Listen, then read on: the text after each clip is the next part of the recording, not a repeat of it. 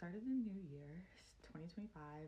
It's the first week. I'm going to give you guys some tips of like what I'm doing and implementing this year to help me be the most efficient and productive stay-at-home mom, where it's a mindset of it being a full-time job, because being a stay-at-home mom is exactly that, a full-time job.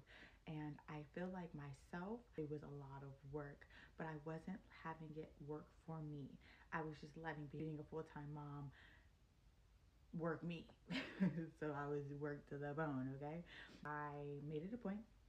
I started writing down in the beginning of my day what I needed to do. Like, I mean, to the timestamps. Like, this time I get the twins up. This time I change the diapers. This time I take them downstairs. This time I start their breakfast. This time, all the way down to the T. And I keep the book in front of me and I check it off as I go. I write it down all the way until the end of the day. So at the end of the day, I can rest and know, like, okay, I got it done.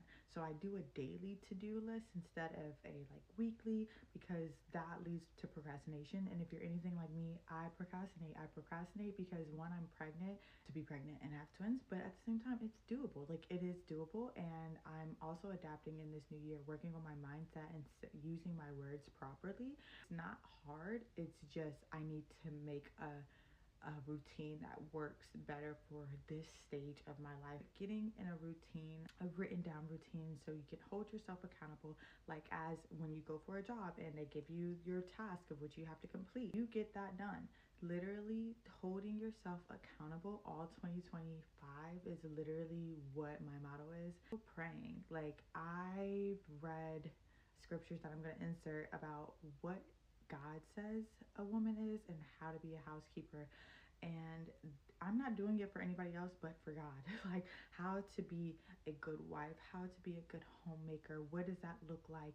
That doesn't mean laziness. That doesn't mean procrastination. And I know it's easy.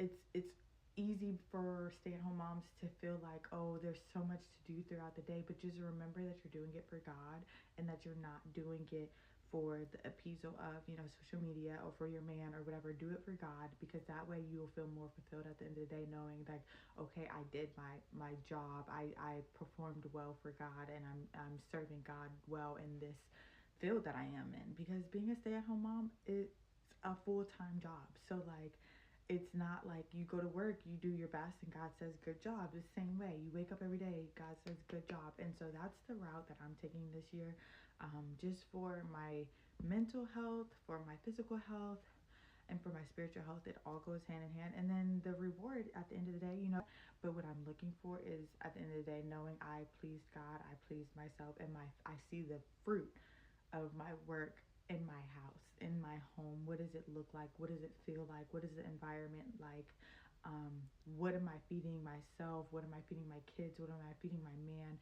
Like, those are really important. And so 2025 mamas, we can do this. We can do this. We can set goals for ourselves. I know it's hard sometimes because we are stay-at-home moms that are just like, oh, well, I don't know really what goals to set for 2025.